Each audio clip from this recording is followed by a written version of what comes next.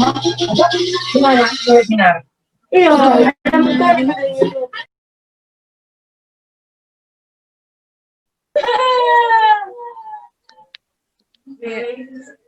ada menu. Sampai besok hari.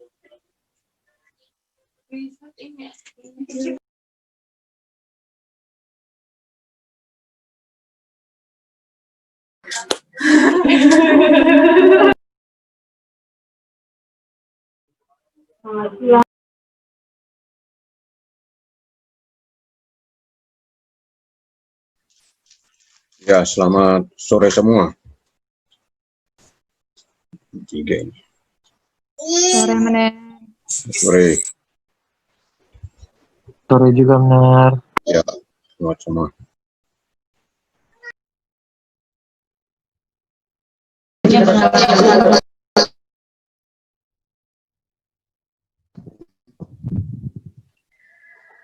Assalamualaikum warahmatullahi wabarakatuh. Shalom, Om Swastiastu, Namo Buddhaya, salam kebajikan. Selamat sore semuanya. Puji syukur kita panjatkan ke rahmat Tuhan Yang Maha Kuasa, karena atas berkatnya kita semua boleh berjumpa pada webinar pada sore hari ini. Disampaikan selamat bergabung untuk para peserta yang sudah berkenan hadir dalam webinar pada saat ini. Dan webinar ini merupakan salah satu program yang dibuat oleh Posko Malalayang 24 sebagai bentuk kepedulian dan perhatian kami untuk masyarakat agar bisa mencegah diri kita dan juga orang-orang di sekitar kita tertular dari COVID-19. Sebelum kita memulaikan webinar dan acara kita pada sore hari ini, ada baiknya kita memulaikan dengan doa dan diminta kesediaan dari Saudari Feisi semua untuk membawa dalam doa. Dipersilakan. Baik, saat ini kita akan berdoa buka. Namun sebelum kita berdoa, izinkan saya untuk berdoa menurut agama dan kepercayaan saya, yaitu Kristen. Mari kita satu dalam doa. Segala pujian, syukur, hormat hanya bagi Bapa yang berada dalam kerajaan surga. Terima kasih buat hari yang diberikan kami. Terima kasih buat waktu yang diberikan dalam kehidupan kami.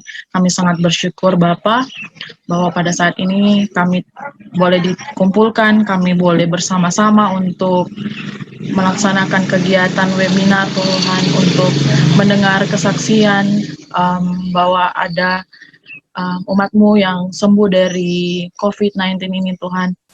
Kiranya apa yang kami lakukan sebentar itu dapat menjadi motivasi bagi kami Tuhan.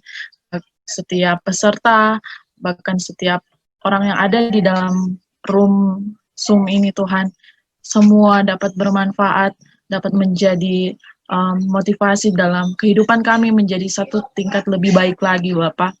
Bahkan setiap kehidupan kami, Tuhan berikan kami kefokusan agar semuanya Tuhan kami mau pakai untuk hormat dan kemuliaan nama-Mu. Segala hal Tuhan yang mungkin yang akan mengganggu, segala hal-hal yang tidak senang kami melaksanakan kegiatan ini, kami mau patahkan hancurkan di dalam nama Tuhan Yesus, sehingga seluruh kegiatan dapat berjalan dengan baik. Terima kasih Bapa. Ini menjadi doa kami, di dalam nama Tuhan Yesus Kristus kami berdoa. Amin. Berdoa selesai.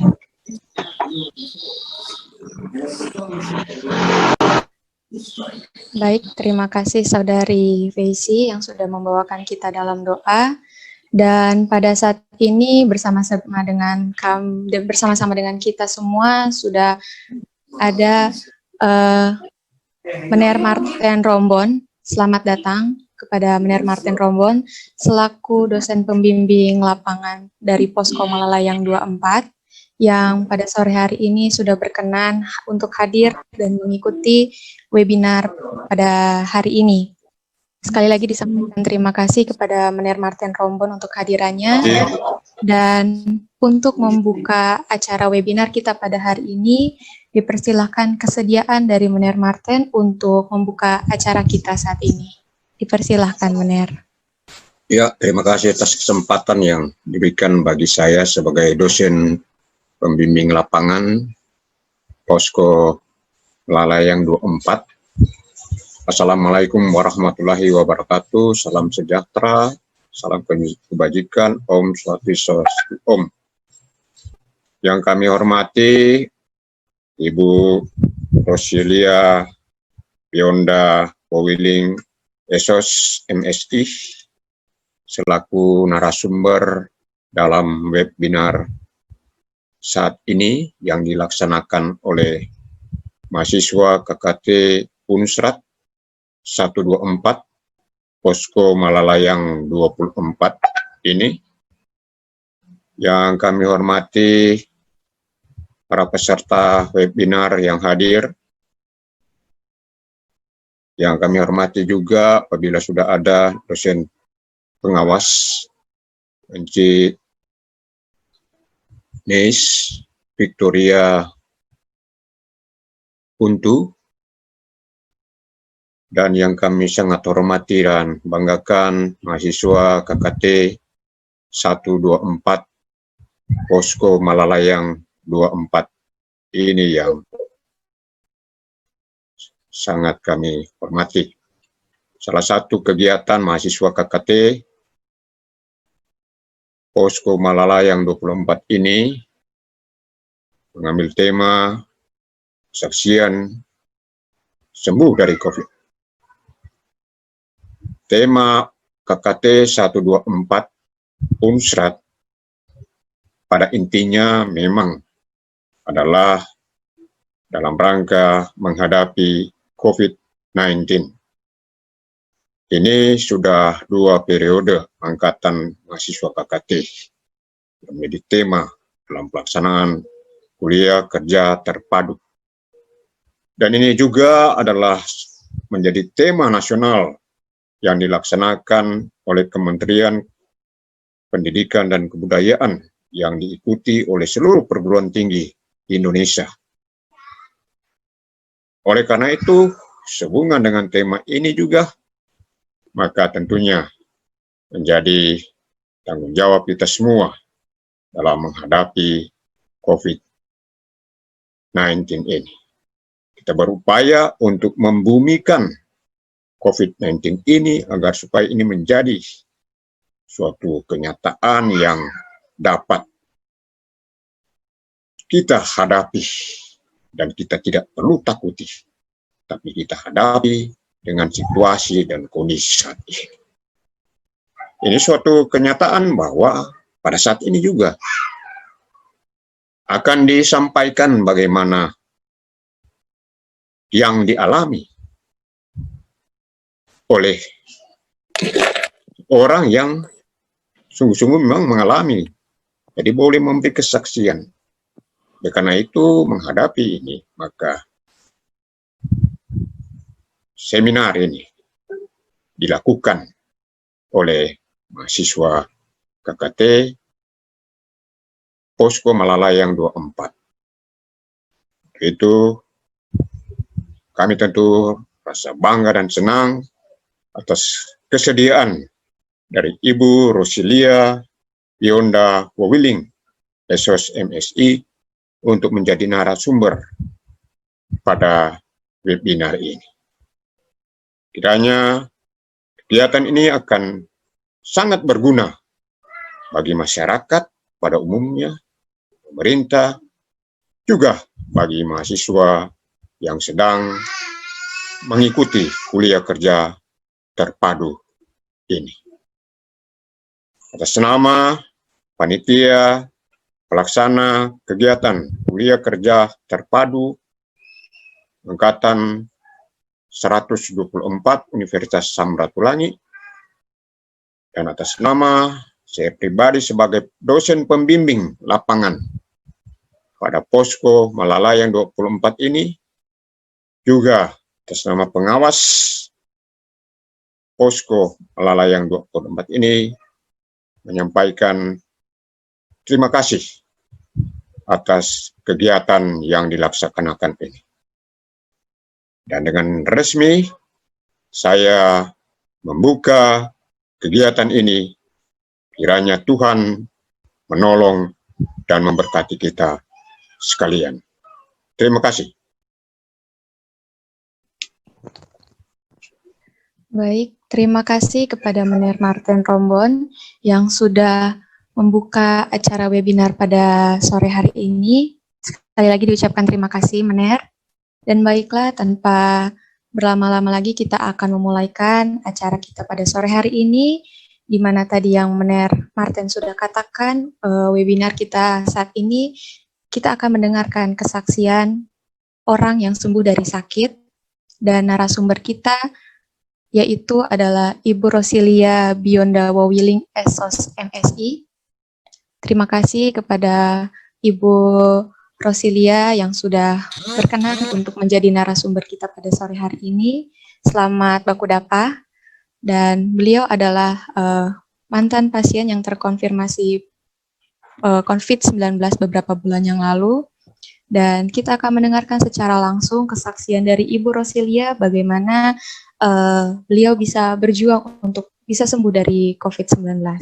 Dan setelah itu akan ada sesi tanya jawab kepada para peserta yang ingin memberikan pertanyaan bisa langsung chat di room setelah Ibu Rosilia menyampaikan materinya.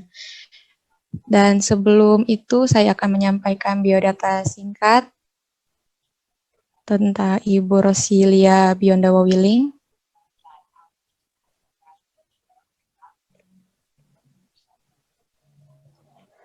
Ya, ini adalah biodata dari Ibu Rosilia Bionda Wawiling dengan nama Ibu Rosilia Bionda Wawiling, SOS MSI, tempat tanggal lahir Manado 29 September tahun 1982, agama Kristen Protestan, hobi membaca, pekerjaan aparatur sipil negara, dan riwayat pendidikannya di SD KR Tabita 1 Manado, SMP Negeri 1 Manado, lalu melanjutkan di SMU Negeri 7 Manado, lalu melanjutkan kuliah di S1 Komunikasi Visip Unsrat, dan S2 di Ilmu Keluarga dan Perkembangan Anak IPB. Sekian biodata singkat dari Ibu Rosilia Bionda Wawiling dan dipersilahkan kepada Ibu Rosilia untuk bisa memberikan kesaksian terkait bagaimana bisa sembuh dari COVID-19. Dipersilahkan.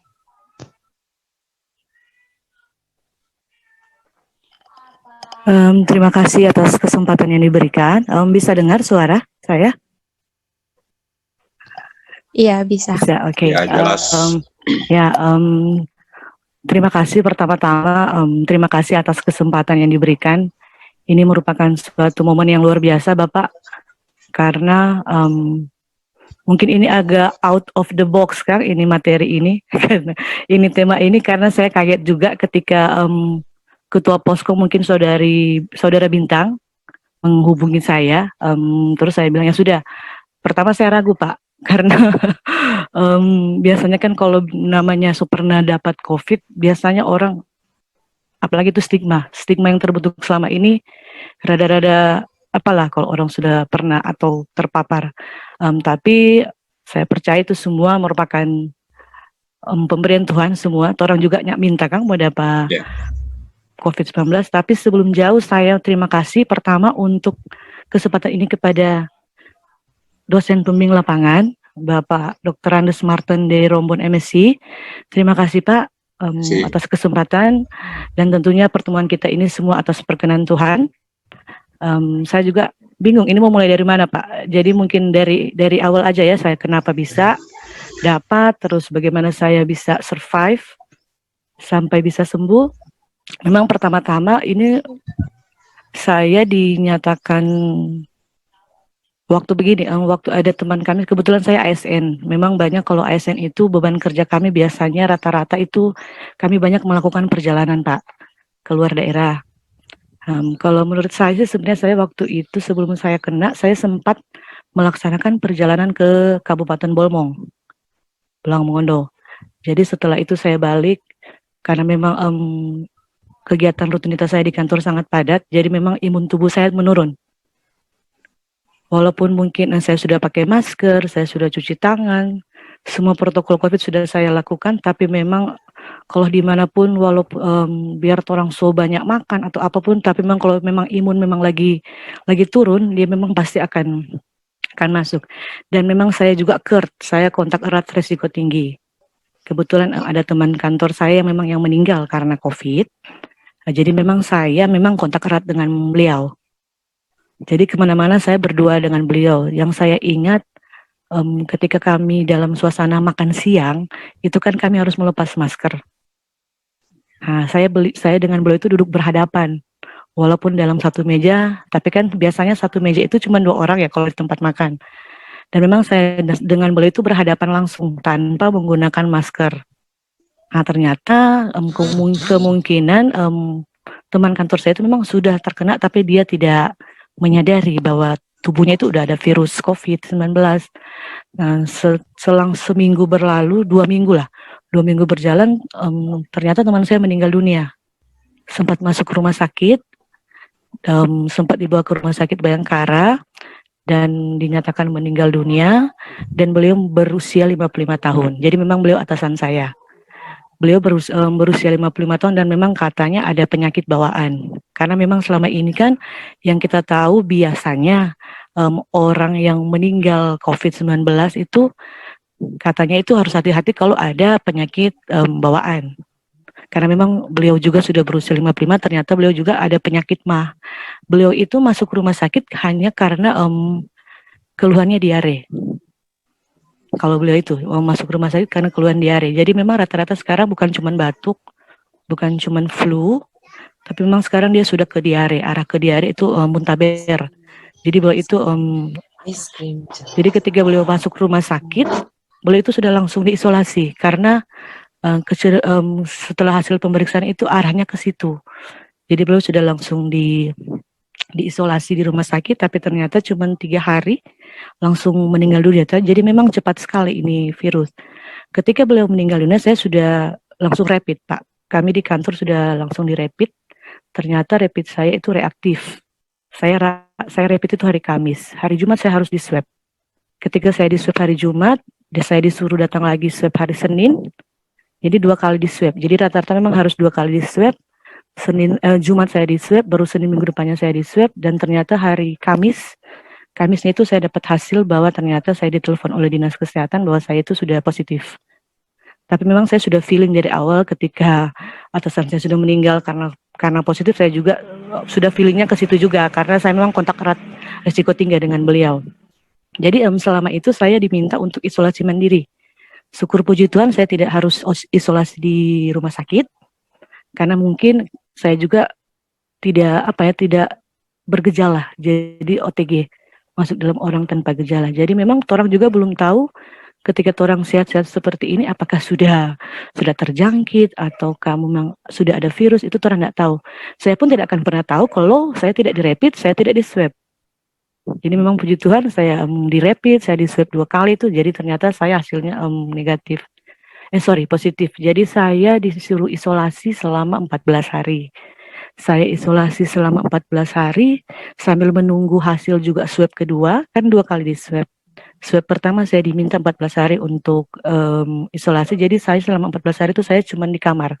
Saya tidak kontak dengan siapapun, saya cuma di kamar, suami dan anak saya mereka tinggal di kamar yang lain, dan memang segala macam peralatan apapun itu saya sendiri, mau dari peralatan mandi, peralatan makan, itu semua saya sendiri.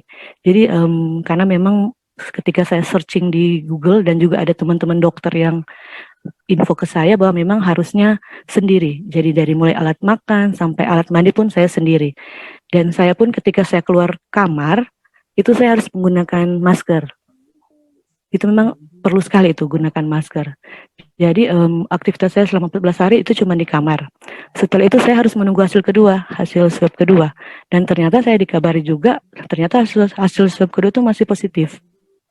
Jadi tambah lagi saya harus isolasi. Jadi total itu saya ada 21 hari saya isolasi di rumah, isolasi mandiri. Jadi selama 21 hari itu saya tinggal di kamar. Hanya melakukan aktivitas di kamar, saya membaca, saya menulis, seperti itu. Saya main handphone, segala macam saya bikin supaya saya bikin fun. Karena kalau memang kenyataannya sudah positif, ya sudah terima. Nggak boleh harus, karena biasanya kalau stres itu dia akan imun akan menurun kalau orang stres. Jadi saya menikmati. Saya minum vitamin C, saya minum vitamin D, saya minum vitamin E. Itu 3 vitamin yang saya konsumsi selama 21 hari, dan itu berlanjut sampai sekarang. Karena memang ketika saya merasa Pak dan teman-teman bahwa ketika saya sudah pernah kena COVID, saya lebih aware.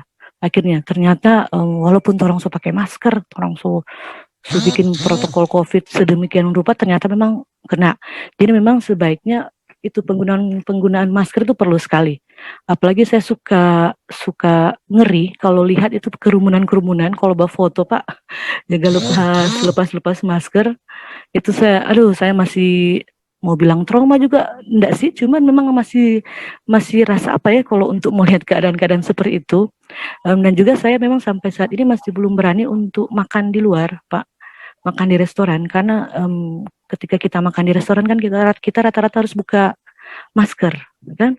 Rata-rata kan kita harus membuka masker. Ya sudahlah, kalau mungkin saya dengan keluarga saya tidak apa-apa, tapi kan di dalam rumah makan itu ada banyak orang, apalagi di tempat-tempat tertutup, mungkin rumah makan yang ber-AC, itu saya masih sampai saat ini masih menghindari. Jadi mungkin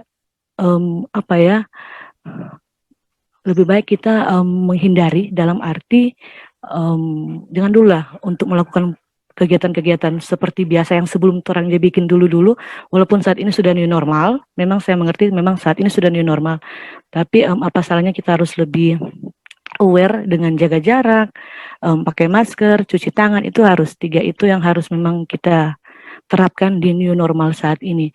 Jadi apapun itu, akhirnya saya sudah terbiasa Pak, ketika saya pegang sesuatu, setelah itu saya langsung pakai hand sanitizer. Pokoknya dalam tas saya sudah lengkap, ada tisu kering, tisu basah, hand sanitizer. Itu tiga komponen yang memang ada dalam tas saya. Walaupun selama ini sebelum ada ini COVID kita nggak pernah aja bawa itu.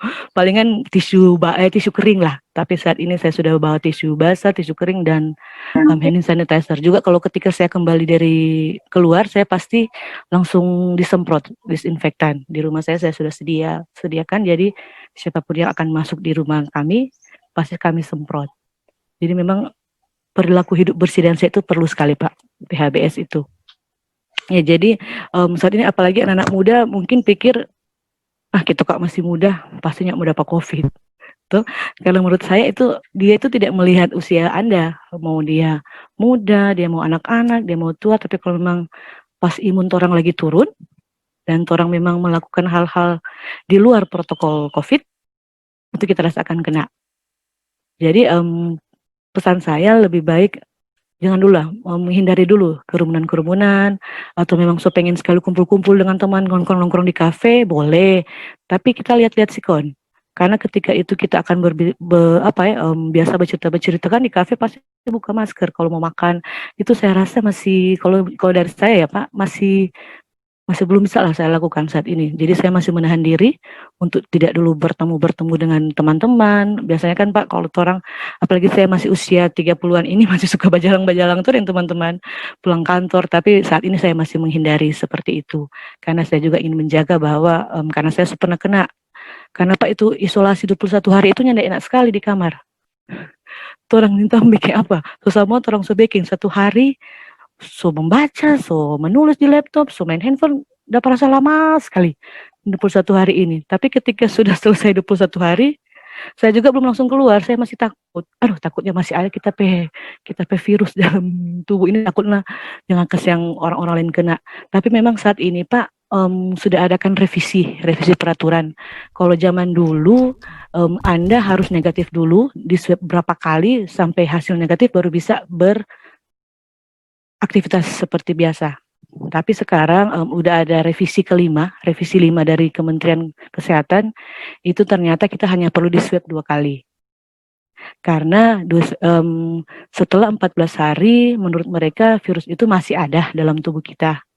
Tapi untuk risiko menjangkitkan itu sudah tidak ada. sudah kecil sekali. Jadi kata mereka sudah 0,01% untuk menjangkitkan. Jadi memang virus itu hidup dalam tubuh kita itu selama 14 hari. Jadi memang saat ini peraturan baru itu revisi 5 yang mana hanya bisa kita di swab 2 kali. Tidak perlu harus lagi kita swab ketiga, keempat untuk mencari hasil negatif. Tapi hanya perlu 2 kali di swab dan setelah itu kita sudah bisa beraktivitas seperti sedia kala tapi tetap menggunakan masker. Jadi memang walaupun pernah dapat, jangan pernah enteng. Enggak mau dapat lagi. Orang kan enggak tahu tuh Pak, walaupun orang bilang kemungkinan kecil untuk dapat ulang ini virus, tapi kita tetap harus lebih aware lah dengan diri kita sendiri, karena banyak teman, apalagi saya sudah berkeluarga, saya takutkan anak saya nanti kenapa-kenapa, suami saya, orang tua saya. Jadi memang selama ini ketika saya mengunjungi juga orang tua saya pasti akan menggunakan masker. Walaupun sebenarnya mungkin sudah ada tuh virus PTP tubuh, cuman kita memang masih takut karena orang tua saya juga sudah lansia, mereka sudah risiko tinggi. Jadi memang jangan pandang enteng Pak ini COVID ini. Apalagi itu masker, apalagi yang sering suka taruh di dagu itu kan tidak bagus. Sebenarnya kalau mau buka enteru. Karena orang pedagu kan kotor. Kalau cuma taruh di sini, kasih naik lagi, mungkin ini sudah virus, orang kasih naik. Toh seperti itu.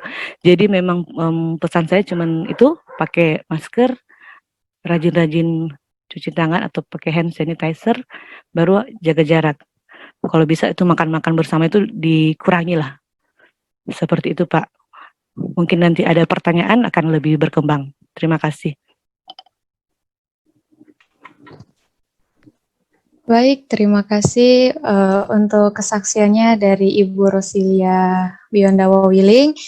Sungguh menambah cerita juga untuk kita semua ketika kita juga harus bisa melakukan tindakan-tindakan pencegahan walaupun kita sudah menerapkan protokol kesehatan, tapi kalau misalkan sistem imun tubuh kita lemah, itu bisa juga kita terjangkit virus tersebut. Ya, betul. Dan tadi juga disampaikan kita juga harus melakukan jaga jarak, terus habis itu pakai masker, dan juga cara-cara pakai masker juga itu ada aturannya ya, Ibu. Jangan taruh di dagu juga, karena itu semuanya ya ada virusnya juga. Nah, ya, betul.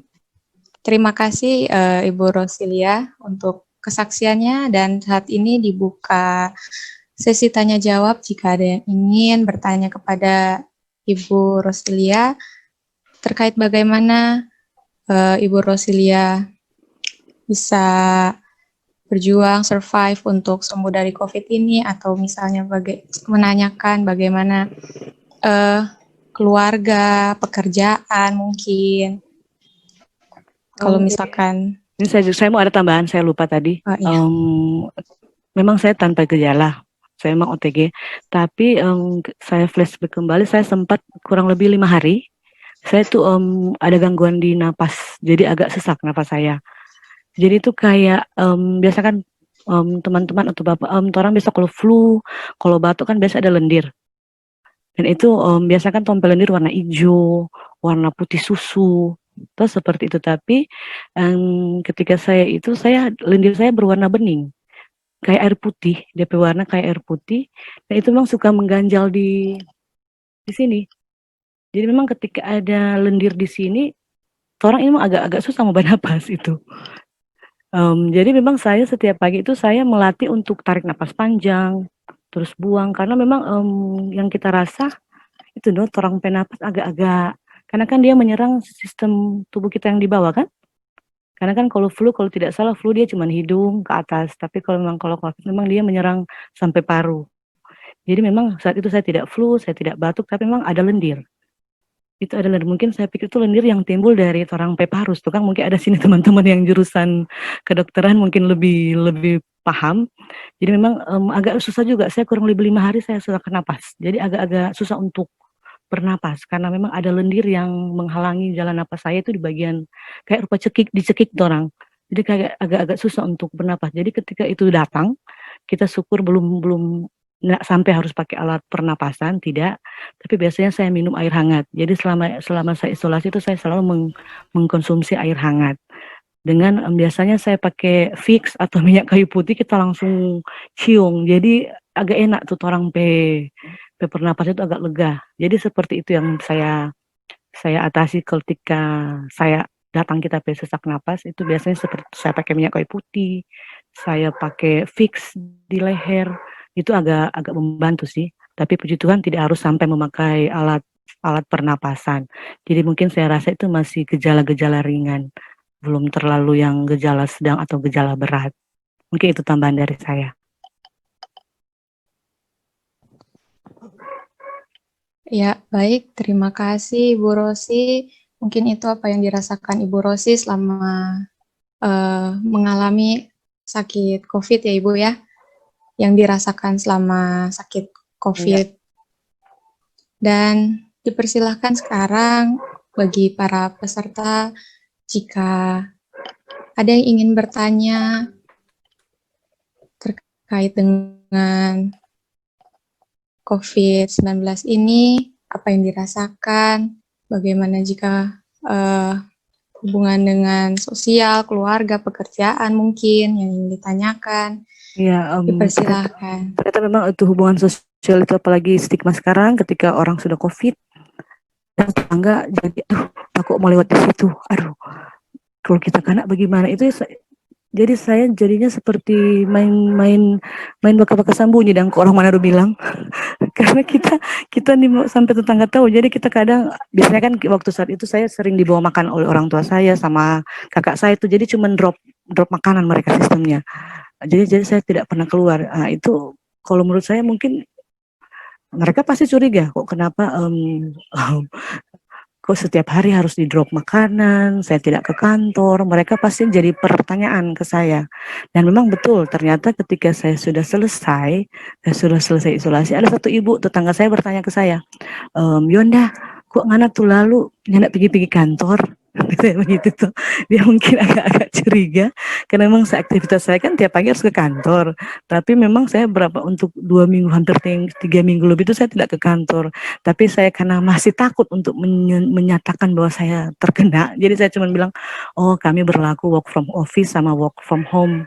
Karena ketika mungkin saya bilang betul-betul bahwa saya saat itu menderita COVID, mungkin ini ibu pasti akan mau kaget, aduh ternyata dia COVID, kita udah berceritakan dia, aduh bagaimana. Itu masih jadi mungkin itu stigma masyarakat yang terbentuk sekarang itu sebenarnya harus dirubah. Karena kami juga sebagai penderita merasa tidak nyaman. Merasa tidak nyaman dalam arti orang psikosomatis itu terganggu karena takutnya ada orang tahu. Karena yang tahu itu kan biasa pastinya cuma keluarga terdekat saya. Jadi memang sangat perlu itu support system. Tuh. Jadi memang itulah kita harus merubah stigma yang ada sekarang bahwa ketika ini orang pernah COVID kan orang sudah dekat. Tidak, karena yang saya katakan tadi kan bahwa ketika sudah lewat 14 hari itu DP risiko untuk menjangkitkan orang itu sudah tidak ada. Jadi memang perlu sekali walaupun orang cuma pergi di warung, pergi pada tetangga atau ada orang datang pada orang harus pakai masker. Karena kadang orang lupa cuma di warung cuma dekat, saya pakai tuh masker. Tuh orang kan nggak tahu ketika mungkin di warung itu apalagi itu tambah orang tuh jaga di warungnya pakai masker, untuk orang lainnya pakai masker, itu sudah cocok lah. Jadi memang biar cuma aktivitas pendek-pendek mungkin cuma mau pergi di warung atau pipa tetangga, itu memang perlu sekali untuk menggunakan masker. Atau orang ketika menerima tamu di rumah tetap harus menggunakan masker. Ya, terima kasih. Ya, jadi mungkin ketika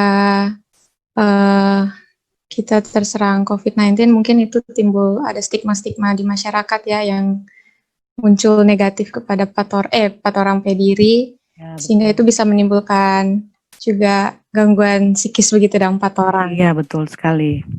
Jadi mungkin ketika orang psikosomatis bermain tadinya mungkin imun bagus jadi turun tuh karena kepikiran seperti itu. Oke. Di sini ada pertanyaan Ibu Rosi dari Saudara Krisnaldi. Pertanyaannya, Setelah sembuh dari penyakit COVID-19, adakah perubahan dalam diri Ibu, entah itu positif atau negatif? Mungkin kalau saya lebih ke perilaku.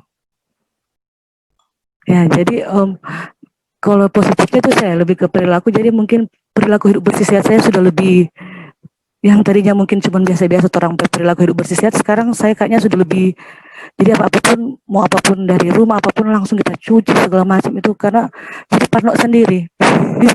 jadi mungkin masih paranoid juga, tapi memang di lain pihak orang lebih mempraktekkan orang perilaku hidup bersih sehat ternyata penting. Itu salah satu untuk tidak, salah satu untuk menghindari itu COVID-19 itu perilaku hidup bersih sehat. Kalau dari negatif setelah saya sembuh, itu mungkin saya jadi lebih takut untuk bersosialisasi dengan orang lain. Itu yang saya bilang tadi, mungkin seboleh orang kita mau pergi makan, tanpa makan, tapi kita masih itulah masih takut lah. masih rada masih takut, kagili kita pergi makan situ rame-rame dengan keluarga, dengan orang lain ada di dalam situ, kok kaki kita dapat ulang, aduh, karena memang tidak gampang itu 21 hari isolasi di kamar, karena sama orang sebaiknya rupanya ini waktunya tidak habis-habis. Seperti itu. Jadi mungkin itu yang saya pesankan, kalau boleh jangan dulu adanya namanya apa diet Kang Ner, apalagi sekarang remaja-remaja, teman-teman paling biasa, aduh takut mau makan banyak karena takut goreng, tidak. Saya rasa itu haruslah orang makan, harus gizi seimbang lah. Ada sayur, ada buah, ada lauk pauk, seperti itu, ada karbohidrat, ada protein, ada lemak, itu harus ada patoran pediri. Karena memang ya ketika orang mungkin berdiet, mungkin sistem imun tubuh kita pasti akan menurun tuh, apalagi orang capek, apalagi saya sebagai PNS saya banyak melakukan perjalanan-perjalanan, ternyata memang perlu, apalagi itu mengkonsumsi vitamin, itu yang sangat perlu. Dan juga saya biasanya minum madu, tiap pagi saya minum madu. Dan biasanya saya juga waktu saya COVID itu saya biasa pakai air gora, kadang so pakai gula merah, itu saya minum, entah itu mungkin bereaksi atau tidak, saya tidak, yang pasti itu kan namanya ingin sembuh, ingin supaya enak orang pernapasan, biasanya saya pakai air goraka juga dengan gula merah, seperti itu. Jadi memang saya rasa ketika saya sudah sembuh ini, mungkin saya lebih sadar, itu perilaku hidup bersih sehat, terus kalau mungkin di negatif kita masih paranoid, masih parno begitu noh, ketika untuk ada di tempat keramaian. Mungkin seperti itu. Ya, jadi intinya kita harus menerapkan itu ya Ibu, pola hidup bersih dan sehat, bagaimana kita bisa menjaga pola konsumsi kita dengan makan makanan yang seimbang, karena itu juga kan bisa meningkatkan sistem daya tahan tubuh kita juga. Selain itu juga kita bisa mengelola stres, jangan kita stres karena itu kan bisa menimbulkan daya tahan tubuh kita bisa menurun juga. Betul. Seperti itu. Betul sekali. Dan ya, selanjutnya mungkin masih dibuka sesi tanya jawab saat ini. Jika ada para peserta yang mungkin masih penasaran, bisa bertanya lewat chat di room, karena waktu kita juga masih lumayan banyak, jadi manfaatkanlah waktu kita untuk bisa bertanya-tanya lebih banyak lagi pada Ibu Rosi mengenai pengalamannya yang pernah mengalami COVID-19 ini. Jangan malu-malu buat bertanya, karena ini kesempatan yang bagus juga buat kita untuk bertanya-tanya lebih dalam ke orang yang langsung pernah terkena COVID itu sendiri. Ya, di sini ada yang ingin bertanya dari Zebaut Kevin M.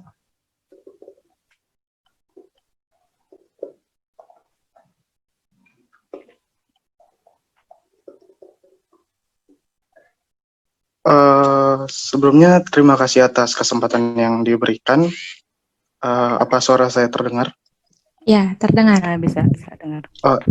Sebelumnya saya ingin berterima kasih kepada Bu Bionda atas pengalaman sharingnya yang sangat memotivasi kita di tengah pandemi ini ya. Untuk Bu Bionda, saya sebenarnya memiliki 1 dan 2 pertanyaan.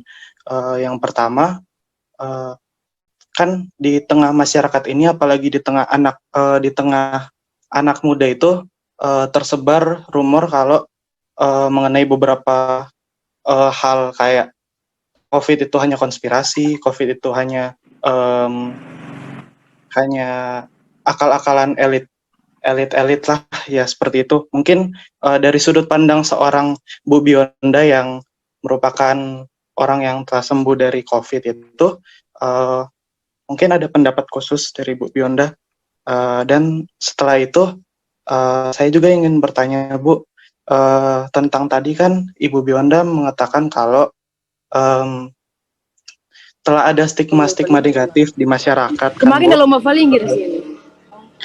di mana saya juga mendengarnya ikut sedih, Bu, turut sedih juga, turut prihatin. Mungkin sebagai Bu Bionda, ada harapan apa, Bu, di tengah masyarakat terhadap stigma tersebut? Terima kasih, Bu. Terima kasih, ini pertanyaan luar biasa. Pertama terkait saya juga sering baca berita bahwa istilahnya orang pikir ada kok sebenarnya COVID, cuma dompet konspirasi pihak-pihak tertentu, tuh. Tapi kenyataannya saya sudah mengalami, karena saya melihat begini, jadi tahu saya hasilnya positif karena saya di swab, saya diberikan kesempatan untuk swab. Bagaimana dengan teman-teman saat ini, mungkin Bapak, teman-teman semua tidak pernah kan melakukan swab? Belum pernah. Kalau saya, karena memang saya kemarin diberikan kesempatan karena rapid saya reaktif, terus saya harus dilanjutkan dengan swab, itu saya bersyukur. Ternyata kota kita PDRI itu ada COVID-19. Itu karena memang saya di swab. Saya sering berpikir bagaimana masyarakat di luar sana yang memang belum pernah melakukan swab. Harapan saya sebenarnya itu harus di swab, karena supaya orang tahu diri, orang beraktivitas itu harusnya walaupun sudah di new normal ini, pasti akan sudah jauh berbeda dengan sebelumnya, seperti itu. Terus menyangkut stigma yang terbentuk saat ini, saya mengharapkan bahwa sebenarnya tidak perlu mutako kok ini masyarakat itu terlalu, karena mungkin kemarin rata-rata biasa meninggal, tapi ternyata kan itu rata-rata meninggal karena memang ada penyakit bawaan. Toh memang sampai saat ini saya sebagai survivor, ternyata kan saya bisa sampai saat ini karena memang perlu juga support system, dukungan dari keluarga, dukungan dari semuanya lingkungan sekitar itu perlu sekali. Karena kalau ketika mungkin saat ini kalau masyarakat menganggap bahwa namanya orang pernah COVID, sudah jangan berani badikan. Padahal kan itulah mungkin harus perlu ada informasi, harus lebih ditambah lagi. Mungkin pemerintah, saya juga dari saya juga sebagai ASN itu, mungkin dari pihak dinas kesehatan ini saya tambahkan bahwa mungkin harus lebih gencar advokasi, DP komunikasi, informasi, edukasi tentang COVID-19. Karena selama ini mungkin orang-orang awam yang mungkin tidak punya akses internet, tidak punya akses apapun itu, kalau saya karena memang saya punya akses internet, saya bisa searching. Oh, ketika saya sudah positif, setelah saya sembuh, saya harus bikin apa. Tapi bagaimana dengan masyarakat di luar sana yang tidak punya akses apapun. Jadi memang sangat perlu sekali itu namanya penyebaran informasi terkait COVID. Apalagi mungkin saat ini banyak ketika orang masuk di orang googling, ketik COVID-19 langsung keluar sama DP berita-berita tentang COVID. Tapi bagaimana sekarang kita harus dari pemerintah khususnya harus lebih menggencarkan bahwa sebenarnya COVID ini memang menakutkan, bisa membunuh. Tapi bagaimana kita harus lebih kita harus lebih sadar, kita aware dengan PHBS. Saya rasa itu kalau kita melakukan perilaku hidup bersih sehat, itu mungkin kemungkinan kecil akan terkena. Jadi memang perlu kerjasama antara pemerintah, masyarakat itu untuk tidak menjudge ketika orang sudah kena COVID-19, orang sudah bisa membuku bawa dengan dia, senyak membatamang dengan dia. Tidak. Karena itu yang saya bilang tadi, virus itu cuma hidup orang PDRI 14 hari, tapi ternyata, dan memang itu kenapa harus 14 hari terisolasi, karena ketika lewat dari 14 hari, walaupun dia masih ada dalam tubuh kita, tapi untuk risiko untuk menjangkitnya itu sudah tidak ada. Karena memang 14 hari itu DP waktu dong bilang, kalau dari mungkin sini ada mahasiswa kedokteran, DP DP masa hidup kali ya.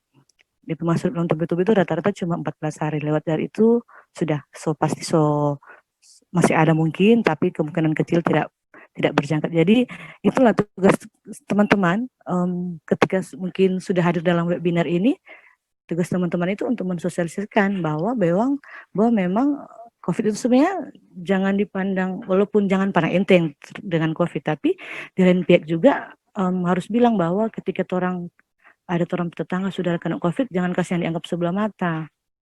Toh kita aja sebenarnya kita biasanya kan kalau orang suka kena COVID suka lah mau sharing-sharing tentang pengalaman di FB, toh. Tapi itulah kita kadang kita takut lah kok gak gitu tetangga dapat tahu ternyata kita tuh hari ada kena COVID. Jadi memang perlu sekali itu edukasi terkait stigma yang terbentuk saat ini. Bagaimana orang untuk merubah stigma negatif selama ini tentang penderita COVID yang mana, kalau dia pernah COVID, bagaimana ya, orang Batamang juga takut.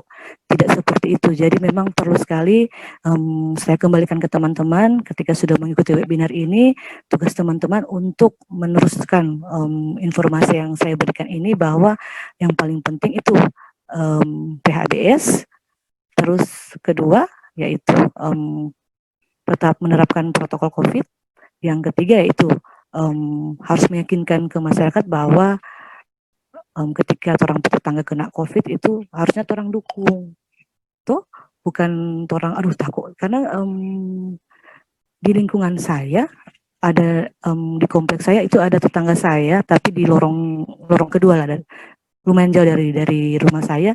Ternyata itu anaknya juga COVID, tapi anaknya tidak tinggal di rumah situ. Tapi karena orang tahu bahwa DP anak COVID, itu rumah kasih yang tadi dong saya lewat akang. Orang takut melewat lorong itu. Itu yang terbentuk anak-anak jadi takut lewat situ, padahal kasihan itu yang kena COVID itu di situ DP rumah, cuma DP orang tua yang di situ. Tapi karena mungkin ini masyarakat suatu, jadi kasihan tuh lorong itu jadi sepi saat tahu bahwa tuh rumah itu DP anak ada kena COVID. So jarang orang-orang dia bermain lewat situ, apalagi anak saya juga kan suka bermain lewat pakai sepeda sore-sore. Nah, dia dikasih tahu DP teman, jangan lewat situ soalnya itu rumah itu DP anak kena COVID. Nah, namanya anak-anak tuh, kok anak kompleks baku-baku informasi, terus heboh. Nah, ternyata kata itu informasi itu jangan orang ketika kita tanya, Dek, tahu dari mana tuh informasi itu bahwa tuh rumah itu ada kena COVID DP anak. Soalnya DP ada tuh teman Oma udah bilang, jangan lewat situ soalnya kalau mau lewat situ mau tajangki kita begini. Ternyata memang bukan anak-anak tuh yang tuh anak-anak itu tahu dari DP Oma. Jadi memang ini orang dewasa ini kok yang memang perlu orang rubah DP pemikiran. Karena yang terbentuk pada orang saat ini bahwa ketika sudah COVID, tidak boleh orang berkontak dengan orang, apalagi lewat rumah. Karena kan memang menurut itu kan dia cuma lewat ini kan cairan tuh, cuma lewat drops tuh mereka dia itu bisa terjangkit ketika orang batuk atau orang bersin. Nah, cuma kan dari segitu untuk mungkin saat ini apakah dia bisa hidup di udara berapa lama, itu juga belum ada penelitian kali atau sudah ada? Belum kan? Sempat saya baca pernah bilang dia bisa beritu di udara, tapi sejauh ini sih saya rasa belum, karena memang dia cuma lewat drops aja, cuma lewat orang percikan batuk, orang percikan ketika orang berbersin. Jadi memang tugas teman-teman untuk tetap selalu mensosialisasikan bahwa ketika orang tetangga sudah kena COVID, marilah orang dukung. Bukan berarti orang harus menjauhkan diri dari dia atau sudah kita siap buat tamang dia pernah COVID pun kita kena mungkin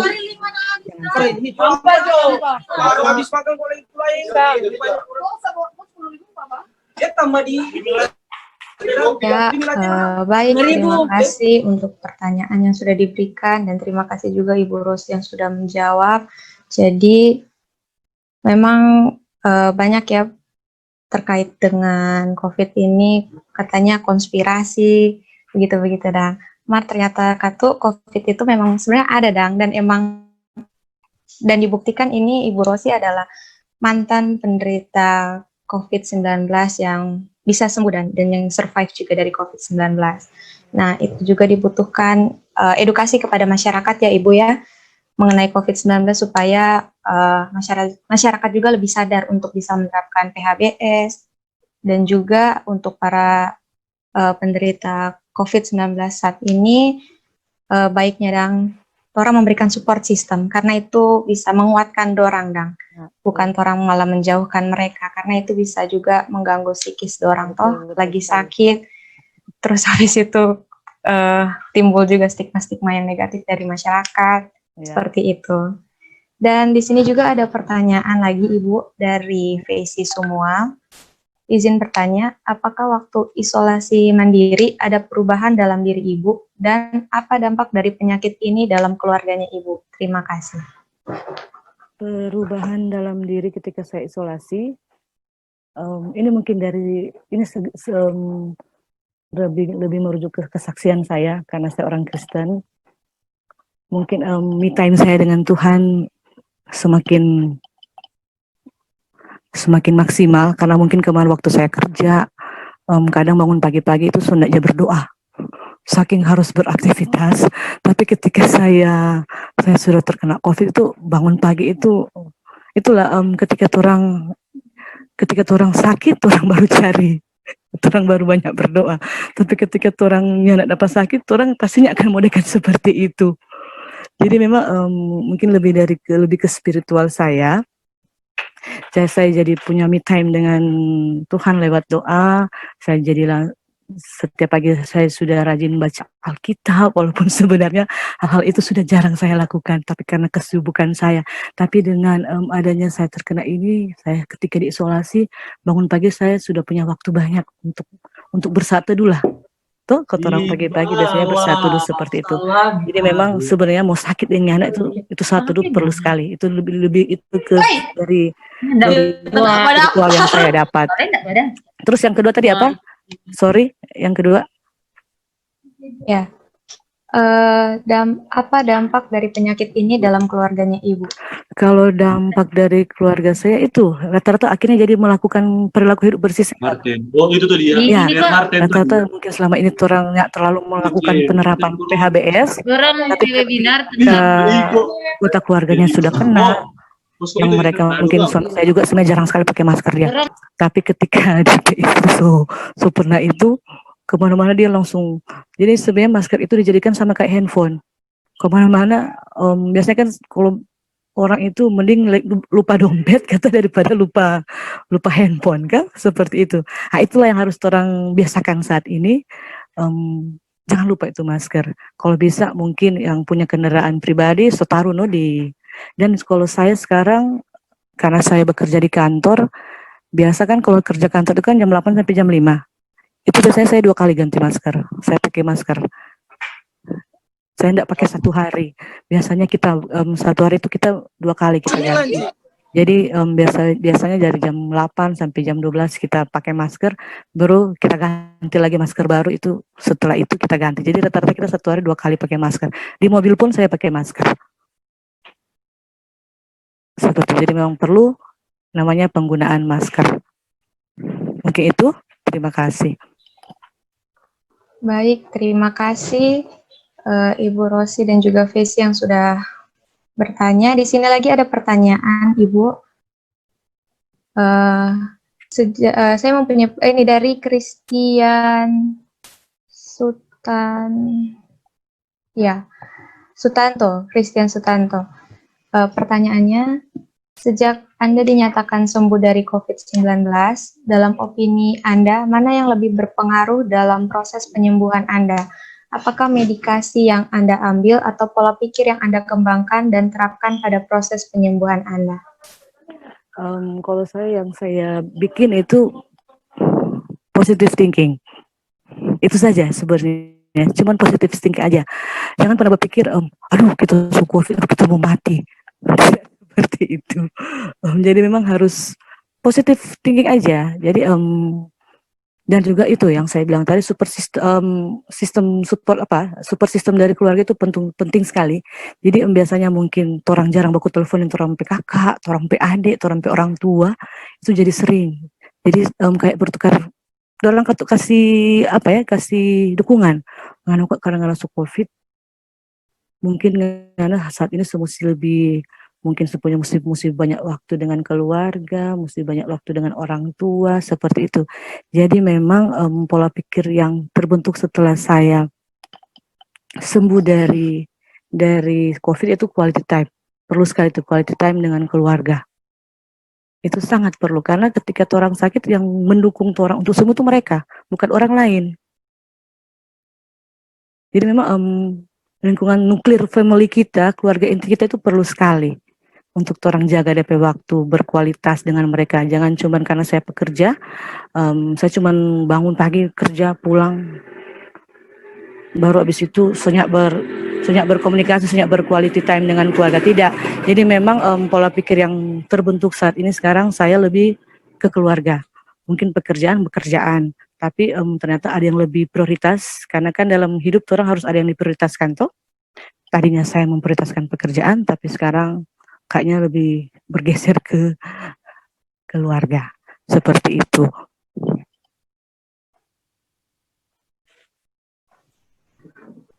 Iya, baik. Terima kasih.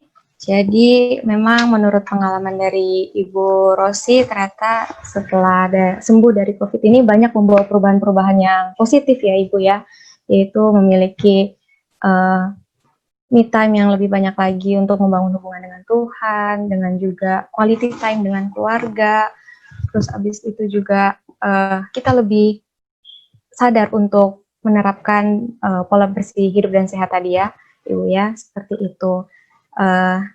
Baiklah, terima kasih kepada para peserta yang sudah memberikan pertanyaannya, dan juga terima kasih kepada Ibu Rosi yang sudah berkenan untuk menjadi narasumber kita pada sore hari ini. Sekali lagi disampaikan terima kasih untuk kesediaannya memberikan pengalaman sharing terkait dengan bagaimana apa yang Ibu rasakan selama sakit COVID-19 ini. Dan sebelum menutup acara kita pada sore hari ini, akan disampaikan oleh Ketua Koordinator Posko Malalayang 24, Saudara Bintang Moko Dompit. Dipersilahkan.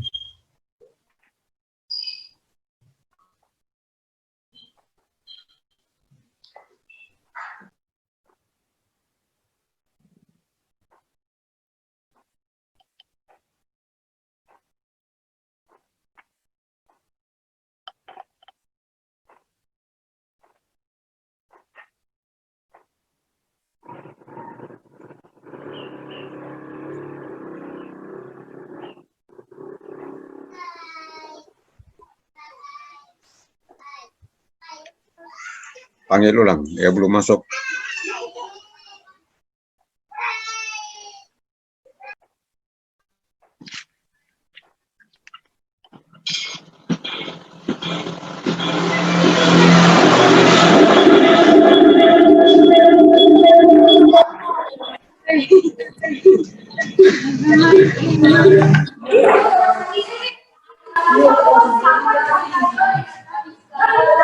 Ya, halo. Ya, halo Kak. Ya, kedengaran? Ya, kedengaran Kak. Jadi sudah ya, sudah selesai, tidak ada lagi yang bertanya kan? Oke. Pertama-tama saya secara pribadi dan mewakili juga Posko Malalayang 24 berterima kasih, sangat berterima kasih kepada narasumber Ibu Bionda yang biasa saya sapa dengan sapaan harian Cik Bion. Terima kasih karena materi yang luar biasa, sangat berbagi kepada kami, apalagi terkait stigma-stigma yang beredar di masyarakat, serta ada juga yang menganggap bahwa COVID ini adalah permainan elit dan itu bisa dipatahkan. Karena yang tentu kita semua selaku hamba Tuhan tidak ingin mendapatkan musibah, atau manusia manapun tidak ingin mendapatkan musibah. Namun Tuhan tentu tahu yang terbaik untuk kita. Musibah yang Dia datangkan itu menjadi suatu pelajaran untuk mendekatkan kita kepadanya. Lewat webinar kali ini, kami berharap bahwa materi ini dapat bermanfaat untuk kita semua. Dengan adanya COVID, jangan menjadi satu alasan untuk meregangkan hubungan atau tali silaturahmi kita, karena harusnya kita sebagai masyarakat di Sulawesi Utara adalah masyarakat Mapalus yang saling bergotong royong, saling merangkul, dan menerapkan yang namanya Sito Timau Tumoto sebagai mahasiswa Unsrat khususnya. Dan kita sudah masuk pada penghujung acara kegiatan webinar kali ini. Terima kasih juga tadi Benar sudah membuka kegiatan ini. Terima kasih teman-teman yang sudah hadir dalam webinar pada sore hari ini, menyediakan waktu, menyediakan kuota. Tentu kami tidak bisa membalas kalian dengan materi, tapi kami akan membalas dengan doa. Semoga kalian semua bisa sehat, mendapatkan ilmu yang bermanfaat, dan mendapatkan masa depan cerah serta diberkati Tuhan. Dan agar kegiatan ini juga selalu diberkati oleh Tuhan, saya akan menutup acara ini dengan doa, karena kita memulai dengan doa. Namun sebelum tutup, adakah yang ingin memberikan penyampaian atau sudah tidak ada lagi?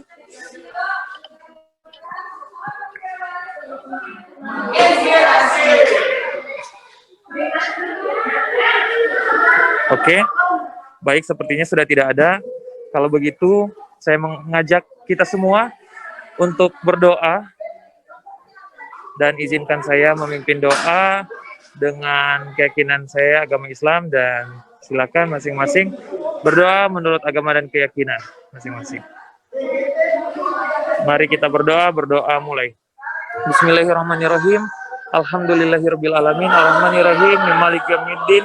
Iyyaka na'budu wa iyyaka nasta'in, ihdinas siratal mustaqim, siratal ladzina an'amta 'alaihim ghairil maghdubi 'alaihim waladdallin.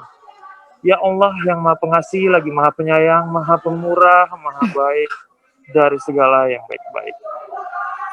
Ya Allah, terima kasih atas nikmat-Mu pada hari ini kepada kami semua.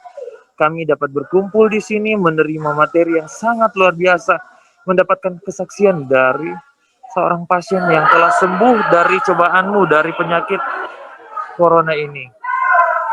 Kami harap narasumber selalu Engkau berikan kekuatan, berikan nikmat, berikan berkah-Mu, ya Allah. Narasumber beserta keluarganya tentunya, ya Allah.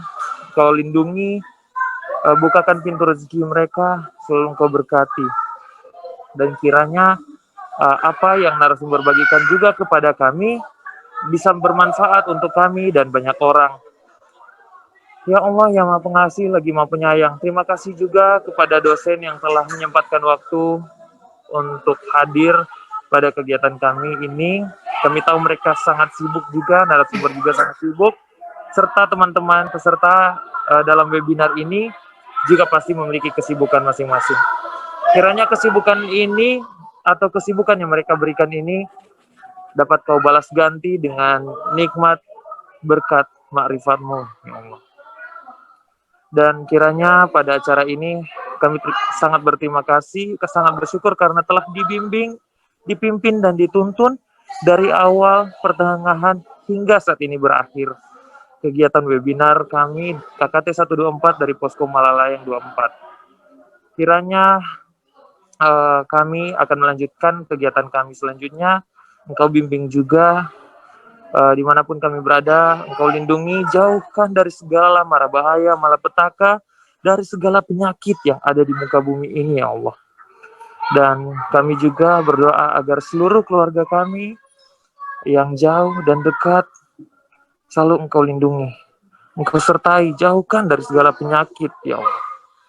Dan inilah doa kami, kiranya kami selalu mengharapkan tuntunan-Mu, ya Allah, dan kami berdoa dengan penuh kerendahan hati, selalu berserah kepadamu. Inilah doa kami, Robbi gfirli wali walidayya warhamhuma kama rabbayana shighara. Rabbi firli wali walidayya warhamhuma kama rabbayani shaghira.